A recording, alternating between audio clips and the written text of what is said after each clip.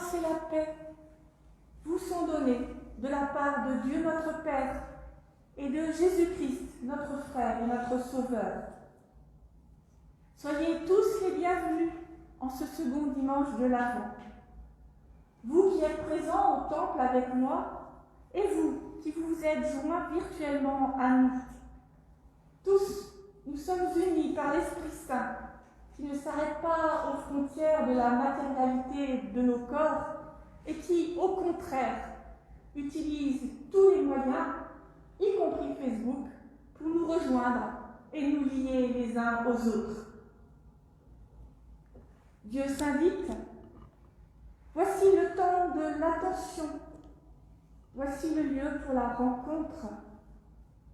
La grâce et la confiance nous accompagnent pour oser un pas de plus, un regard de plus. Dieu nous ouvre le chemin et conduit nos pas dans sa lumière. C'est pourquoi je vous invite à vous lever pour chanter notre espérance.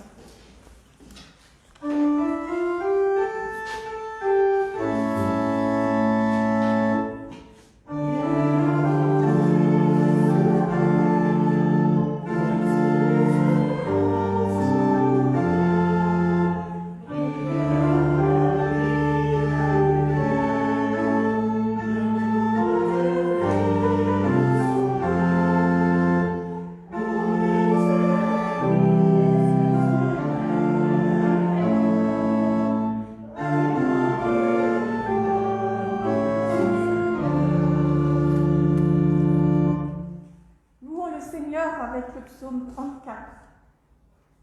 Je bénirai le Seigneur en tout temps. Sa louange sera constamment dans ma bouche. Je mets ma fierté dans le Seigneur. Les pauvres entendent, ils se réjouissent. Magnifiez le Seigneur avec moi. Exaltons ensemble son nom. J'ai cherché le Seigneur et il m'a répondu. De toutes mes frayeurs, il m'a délivré. Ceux qui regardent vers lui sont radieux, et leur visage n'a pas à rougir. Quand un pauvre crie, le Seigneur entend, et il le sauve de toutes ses détresses. Le messager du Seigneur dresse son camp autour de nous qui le craignent, et il les délivre. Goûtez, et voyez combien le Seigneur est bon. Heureux l'homme qui trouve en lui un abri. Craignez le Seigneur, vous ses saints, car rien ne manque à ceux qui le craignent. Amen. Et je vous invite à poursuivre notre louange avec le chant 306, le cantique 306.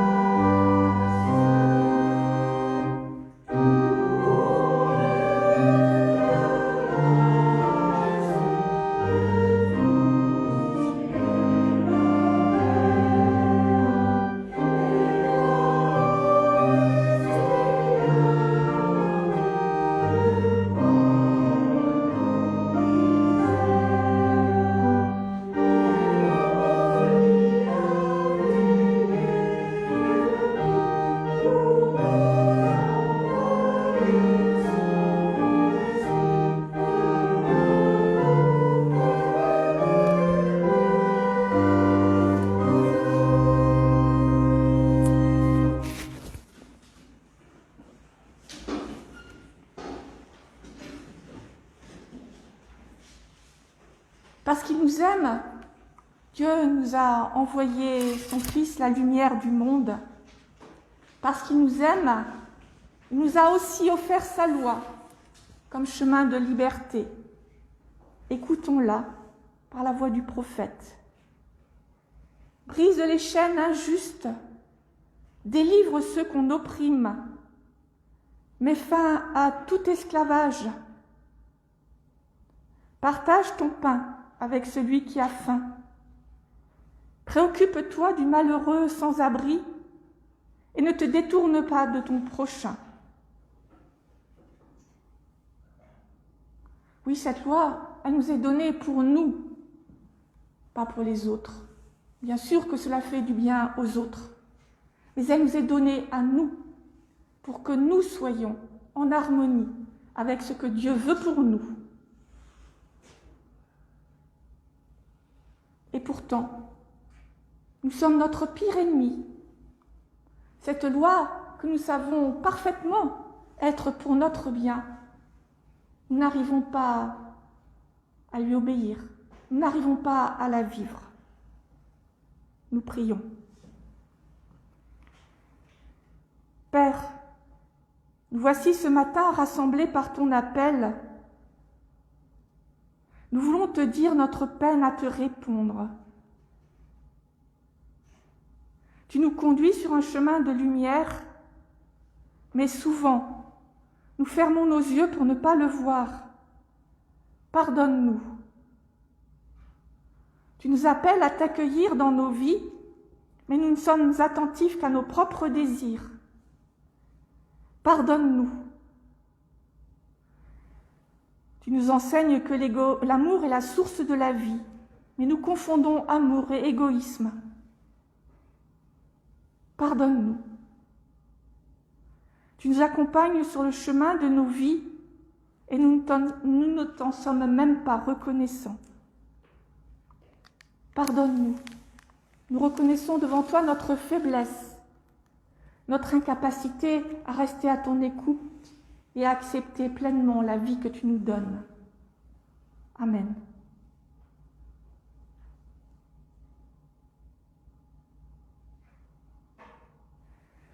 Dieu est amour.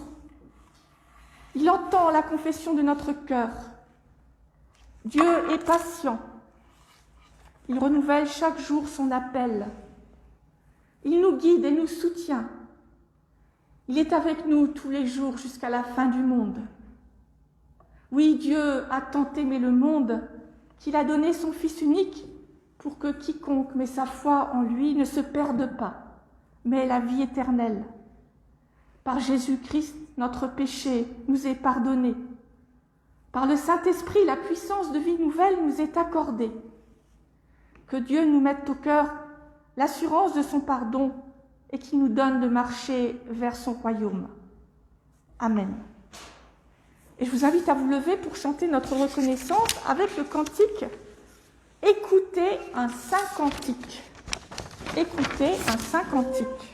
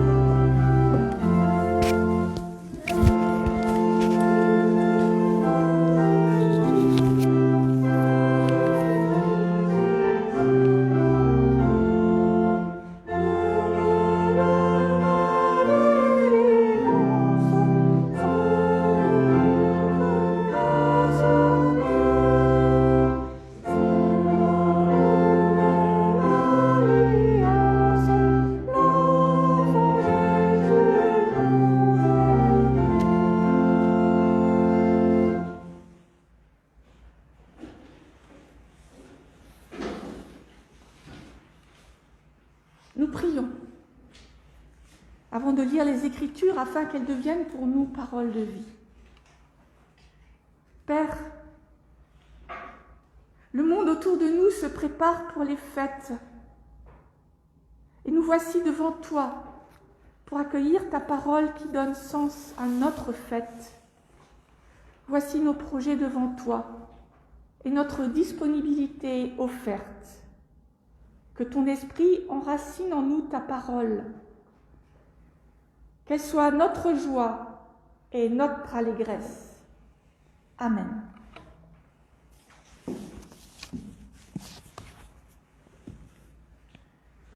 J'ai choisi pour nous aujourd'hui, dans l'Évangile selon Luc, au chapitre 1, les versets 5 à 25, puis 59 à 66.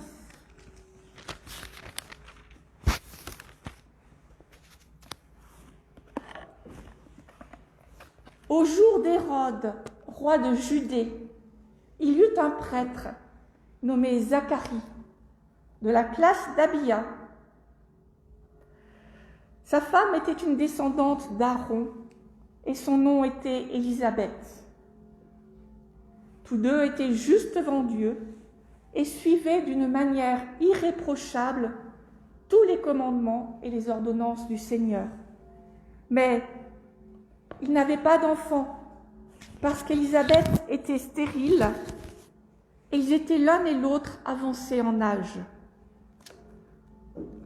Or, dans l'exercice de ses fonctions devant Dieu, selon le tour de sa classe, il fut désigné par le sort, suivant la coutume du sacerdoce, pour entrer dans le sanctuaire du Seigneur et y offrir l'encens. Toute la multitude du peuple était dehors en prière à l'heure de l'encens. Alors, l'ange du Seigneur lui apparut, debout à droite de l'autel de l'encens. Zacharie fut troublé en le voyant. La peur s'empara de lui. Mais l'ange lui dit : « N'aie pas peur, Zacharie, car ta prière a été exaucée. Ta femme, Élisabeth, te donnera un fils et tu l'appelleras du nom de Jean. Il sera pour toi un sujet de joie et d'allégresse, et beaucoup se réjouiront de sa naissance, car il sera grand devant le Seigneur. Il ne boira ni vin ni boisson forte. Il sera rempli d'Esprit Saint depuis le ventre de sa mère, et il ramènera beaucoup d'Israélites au Seigneur leur Dieu. Il ira devant lui avec l'esprit et la puissance d'Élie, afin de ramener le cœur des pères vers les enfants et les rebelles à l'intelligence des justes, et de former pour le Seigneur un peuple préparé. » Zacharie dit à l'ange : « À quoi le saurai-je, car moi je suis vieux et ma femme est avancée en âge ?» L'ange lui répondit : « Je suis Gabriel, celui qui se tient devant Dieu. J'ai été envoyé pour te parler et pour t'annoncer cette bonne nouvelle. Eh bien, tu seras muet. Tu ne pourras plus parler jusqu'au jour où cela se produira, parce que tu n'as pas cru mes paroles, qui s'accompliront en leur temps. » Cependant, le peuple attendait Zacharie et s'étonnait qu'il s'attarde dans le sanctuaire. À sa sortie, il ne put leur parler, et ils comprirent qu'il avait eu une vision dans le sanctuaire. Il se mit à leur faire des signes et demeurait muet. Lorsque ses jours de service furent achevés, il rentra chez lui. Quelque temps après, sa femme Élisabeth fut enceinte. Elle se cacha pendant 5 mois. Elle disait : « Voilà ce que le Seigneur a fait pour moi, au temps où il a décidé de retirer ma honte parmi les humains. »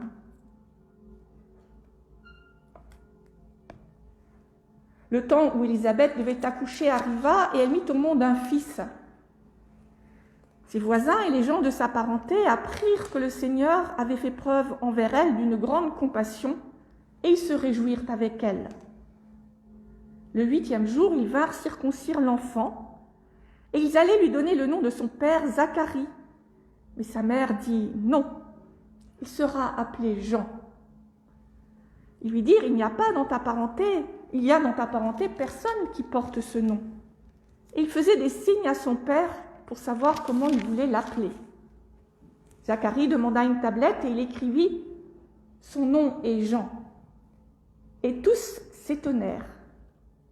À l'instant même, sa bouche s'ouvrit et sa langue se délia.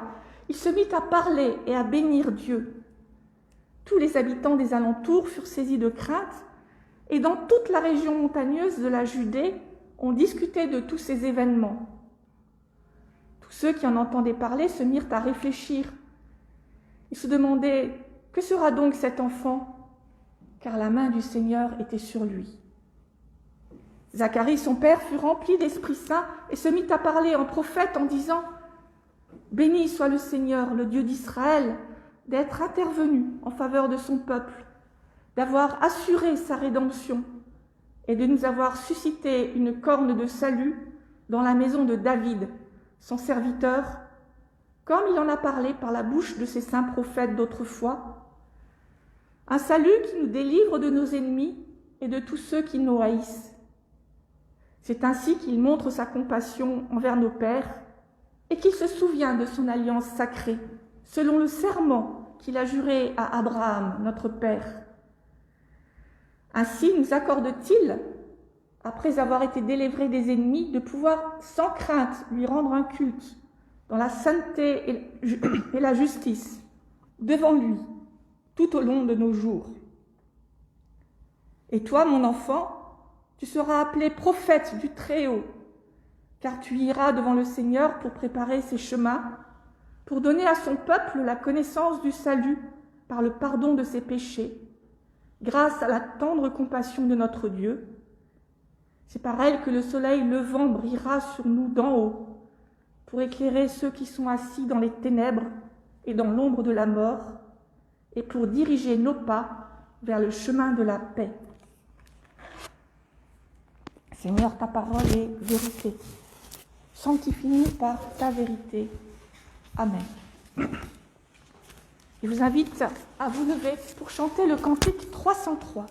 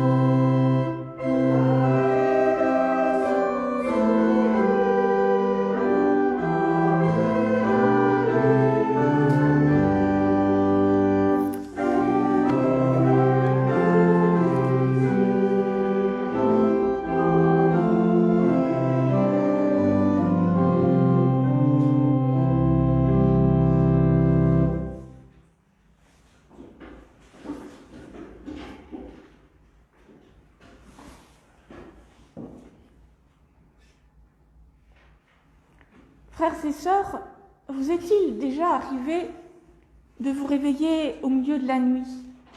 Ça m'est arrivé à moi il y a quelques jours, je me suis réveillée à 4 heures du matin. J'avais trop chaud, mais vraiment trop chaud. Et là, j'ai paniqué. Ça y est, j'ai le Covid.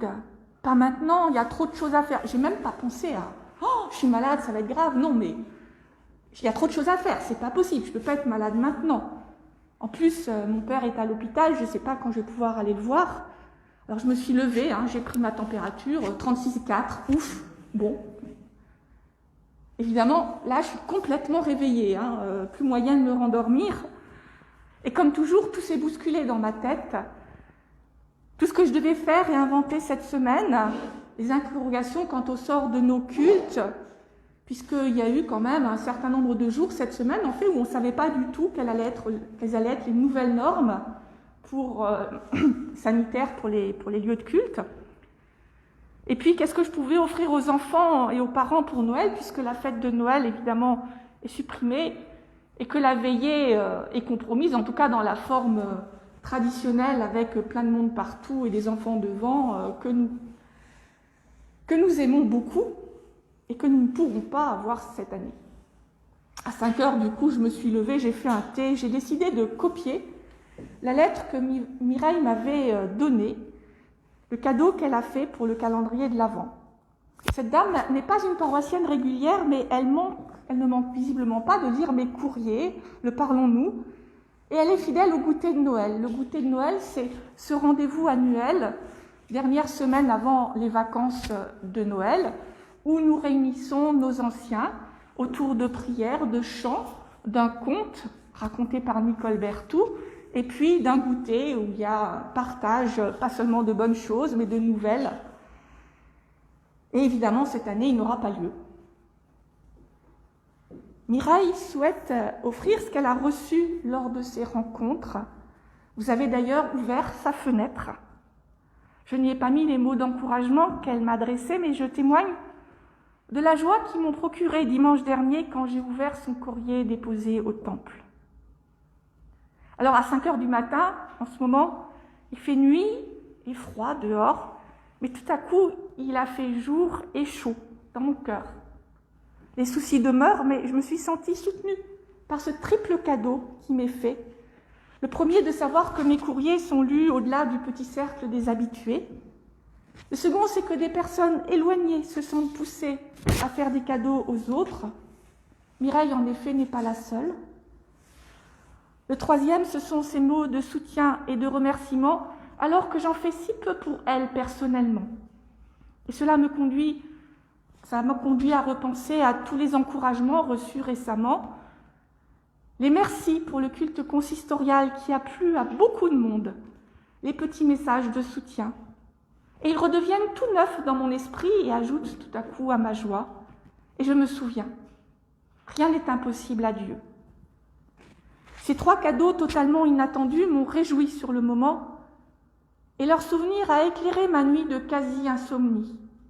Oui, cadeau inattendu, comme l'annonce faite à Zacharie d'un fils qui vient, alors qu'Élisabeth n'est plus en âge de concevoir. Tellement inattendue, cette annonce, que Zacharie, qui est prêtre, qui connaît les Écritures, qui est croyant parmi les croyants, n'arrive pas à y croire. Qu'attendait donc Zacharie ? Sans doute, comme tous les Juifs de l'époque, il attendait un sauveur qui délivrera Israël du joug de l'Empire romain. Il est impossible de savoir s'il était heureux malgré l'absence d'enfants, parce que le bonheur ne se mesurait pas à l'époque. Ce qui était important, c'est qu'il était juste devant Dieu. Le bonheur n'est pas la mesure de la vie d'un être humain au 1er siècle. Ce qui compte, c'est sa relation à Dieu. Et elle était apparemment parfaite. Il faisait absolument tout ce qu'il fallait. Mais faire tout ce qu'il faut, ce n'est pas suffisant. Être croyant non plus. Croire à la promesse de Dieu d'un sauveur non plus. Zacharie a beau être juste, fidèle, consciencieux dans ses tâches de prêtre lorsqu'il officie au sanctuaire, cela ne suffit pas. Sans doute aussi enseignait-il les Écritures dans son village. Il conseillait ceux qui venaient l'interroger comme le feront plus tard les rabbins, mais cela ne suffit pas. Lorsque l'ange paraît, Zacharie a peur, c'est normal. On a peur en présence de l'ange du Seigneur. N'ayez pas peur est une des premières phrases prononcées lors d'une manifestation de Dieu. Mais à l'annonce que fait l'ange, Zacharie doute. À quoi le saurais-je exprime un manque de confiance.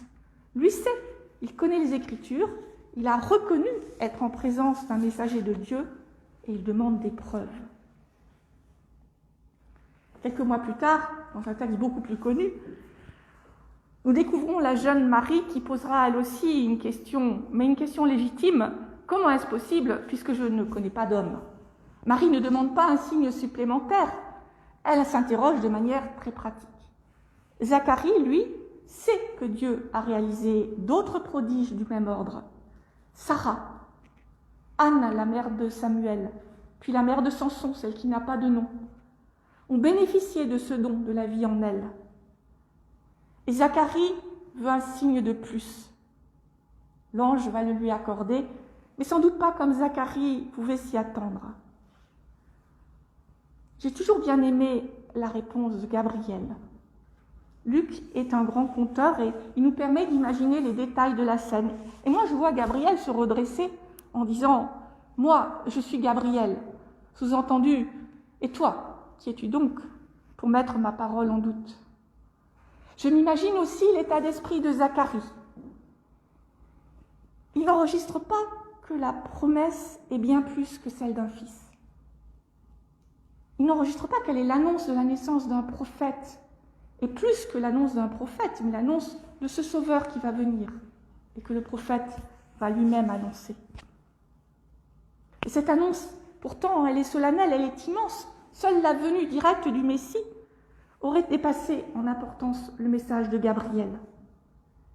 Mais Zacharie est tellement surpris qu'il n'entend que le premier bout de phrase. « Ta femme aura un enfant ». Il reste bloqué dessus. Parfois, quand tout devient trop pour nous, nous nous attachons à des détails pour ne pas nous noyer. Incapables de réaliser ce qui nous arrive, nous sommes parfois inconsciemment accaparés par ce que d'autres considéreraient comme accessoire. Moi, j'ai souvent remarqué ça lorsque je rencontre des personnes frappées par un deuil. Ici, c'est une bonne nouvelle, mais le mécanisme est le même. Lorsqu'on lit souvent la Bible, on se rend compte que souvent, face à ces incompréhensions, Dieu est patient. Mais Gabriel, lui, ne l'est pas avec Zacharie. Il va lui donner le temps de la gestation de son fils pour réfléchir. Réfléchir à la grandeur de Dieu, à la puissance de celui qui a dit « Moi, je suis Gabriel », au vrai contenu du message. Zacharie va prendre le temps de la réflexion, bien obligé puisqu'il est muet.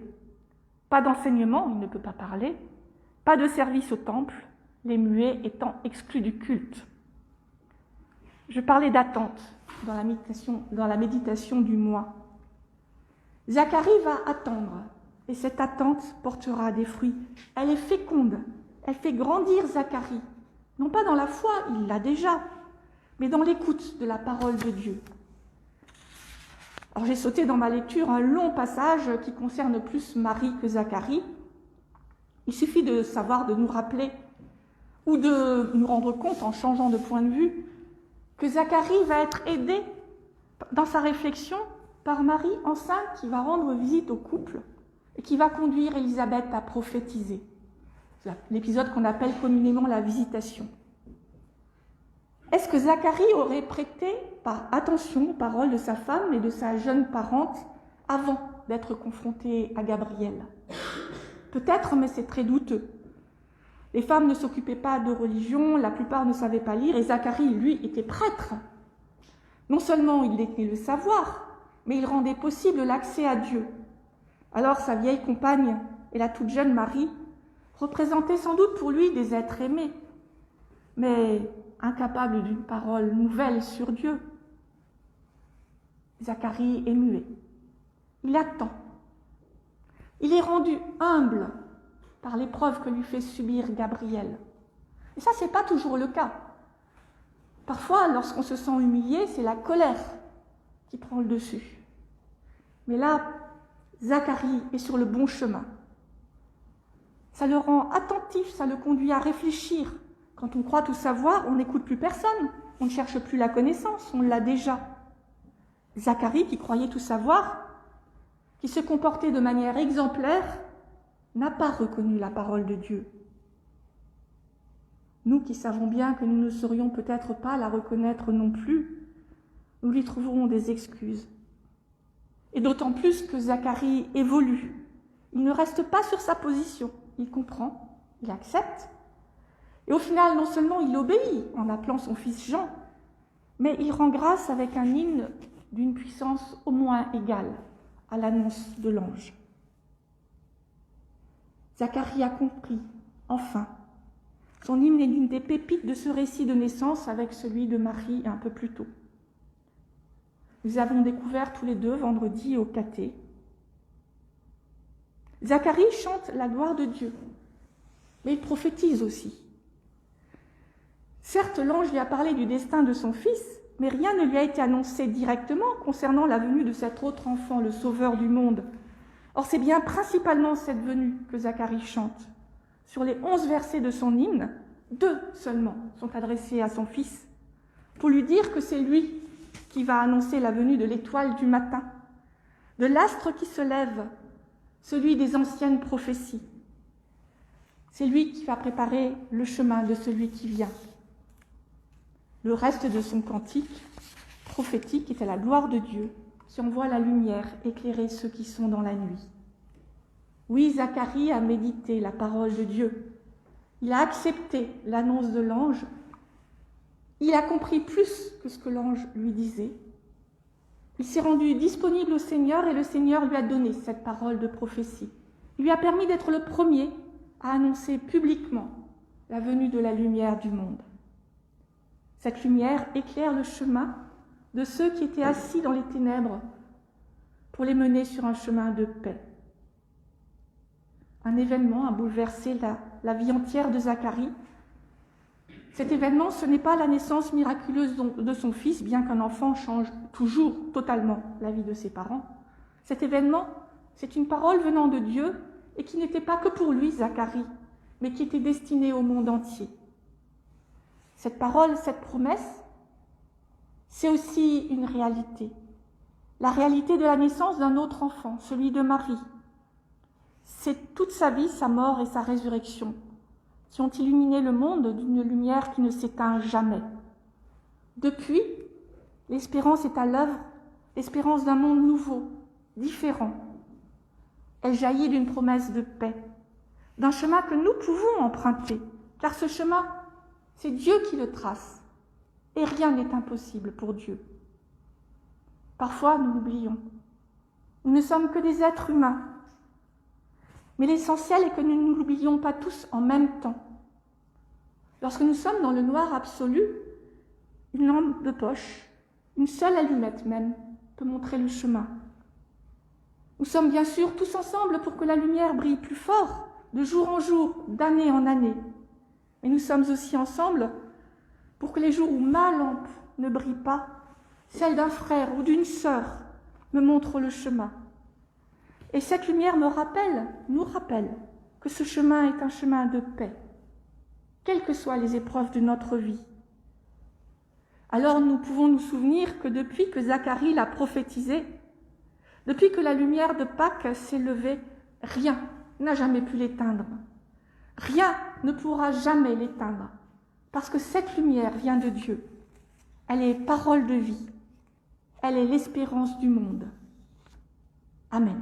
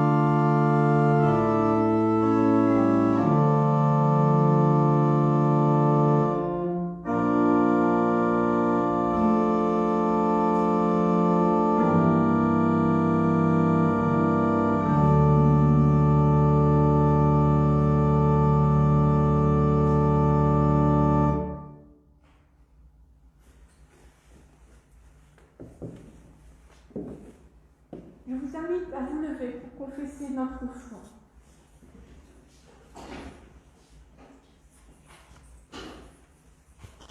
Nous croyons en Jésus-Christ, le Fils unique de Dieu. Il s'est fait homme pour que nous ayons pardon, joie et salut. Il a marché sur nos chemins.